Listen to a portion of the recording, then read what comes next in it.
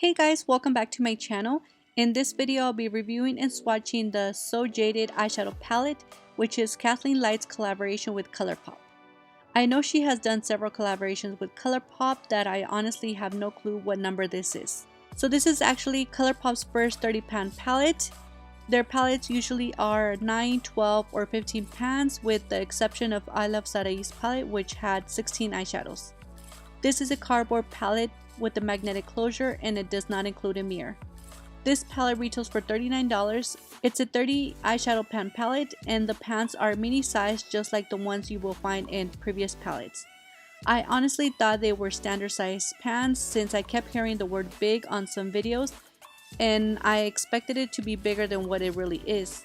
To me, it's a small palette, which is a good thing because it's good for traveling, but just so you know, this is not a big palette. This palette will be permanent. I'm not sure if it will eventually be available at Ulta. There's a mixture of mattes, metallics, a super shock eyeshadow, and pressed glitters. So out of the 30 eyeshadows, 14 are matte, 13 are metallics, and 2 are pressed glitters, and 1 super shock eyeshadow. So when I did my swatches for the mattes, all mattes were pigmented and swatched evenly except for the shade Jade. That one swatched a bit patchy. But when I tested them with the brush, all mattes blended out smoothly without any issues. I did have some kick up and fallout. For the metallics, I kind of felt a bit disappointed with 5 of them. They felt a bit dry and sheer, but the rest were pigmented and creamy.